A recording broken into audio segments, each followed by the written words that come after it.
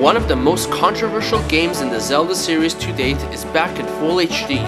Are people finally done being butthurt over the graphics? Are some of the actual flaws fixed? How about a comeback review of The Legend of Zelda, Wind Waker HD review by the Obsessive Gamer.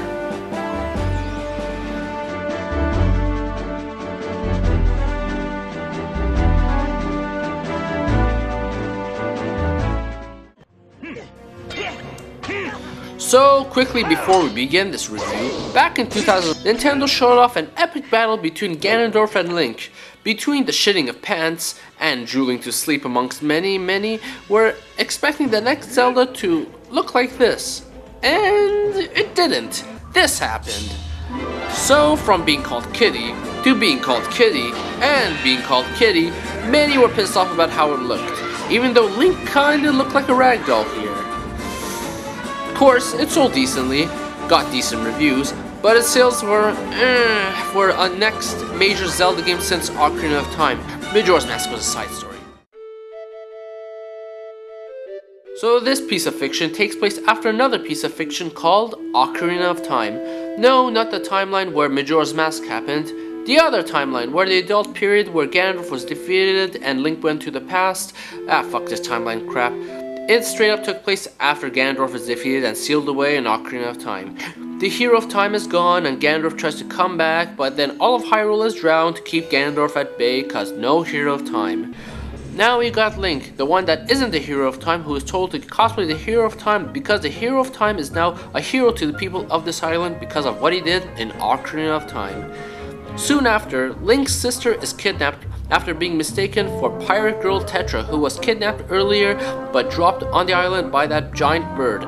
Now Link goes on an adventure to try to save her, with those pirates agreeing to assist him after being guilted into doing so. Nice pirates, huh? I'm amazed they didn't simply loot the town blind and make Link their chained chore boy. But nope, they are One Piece ripoffs, except weak as shit. Though later on he is separated from them and is soon then escorted by a talking boat called the King of Red Lions. Yeah, talking boat. The name is not strange either. Yes it is. Combined with trying to rescue his sister, he has to now deal with Ganondorf. I had no idea that he was in the game at all.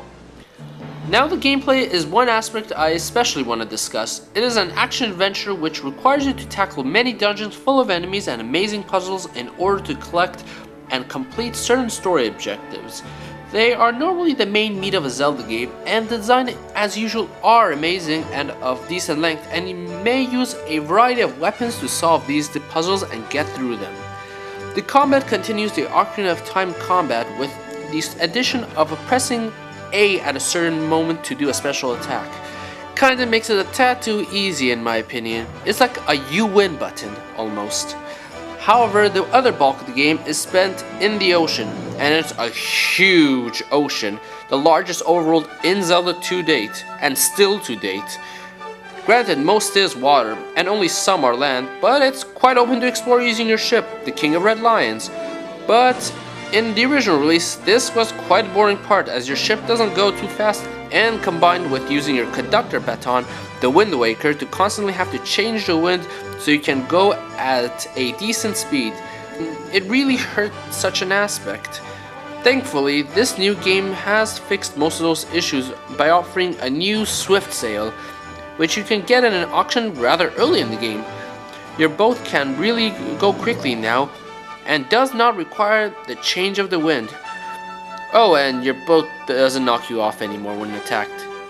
Yay! But the other big question is, what about the fetch quest that happened closer to the end of the game? The one that requires you to get 8 maps and then use those 8 maps to pay Rupee Whore Tingle a stupid amount of rupees to decipher. And then look for those 8 pieces. Well, they fixed it. Somewhat. They knocked it down to only 3 maps, with the other 5 pieces being accessible from the start of the quest. An improvement, but still have to deal with rupee hoarding, slave running scammer Tingle. I really don't like him. This does fix up the flow a bit better as the game starts off rather strong but heavily slows down during this part in my opinion, especially considering the old style of sailing and map gathering and more.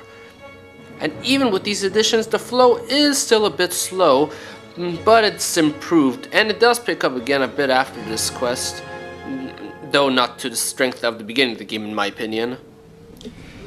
My other big issue with the original was the difficulty. It was too easy, like seriously, it was one of the easiest Zelda games I've played to date. This was somewhat fixed, and honestly this is what is the best change in the game, adding a hero mode. This doubles the damage the enemies give, and you can find a single heart laying around to heal yourself. I didn't think it would be much at first, but I was wrong, as this made me realize how reliant I've been on finding hearts before. I actually had to buy potions to carry around. Potions. I usually don't need it in Zelda games, but now I did. Oh, now I did. I am quite happy about its difficulty now. Still a bit easier than what I want it to be, but an improvement, in my opinion. Oh, and you can use this from the start. Quite frankly, this is one of the best Zelda games in my opinion. When it came out, I did enjoy it, but had some issues as stated earlier, but most of them haven't cleared up. I used to consider it 4th place, but I think I can move it up to 3rd place, where I tied with Majora's Mask. Together with A Link Between Worlds, Wind Waker HD has also fixed that horrible taste that Skyward Sword left on the series for me. Yeah, I don't like Skyward Sword. A huge, explorable, beautiful world, combined with possibly the strongest soundtrack in the series, a lot of charm, and has had many of its issues fixed. I highly recommend it. What I wonder, however, is will Nintendo use a completely different graphical style like they did back in 2001 compared to what a lot of people were thinking they might use? Because they did show off a really amazing looking Zelda tech demo for the Wii U, and a lot of people want them to use that, and a lot of people might think they might need to use that. Here's hoping Nintendo does stick with that and use cel-shading for the second game. It's not that I don't like cel-shading, I love it, and I would like to see it for more Zelda games, but I would like to see it in this style again, and then go on to a different graphical style. It's nice to have it go from realistic to cel-shading. I'm the Obsessive Gamer, have a nice day.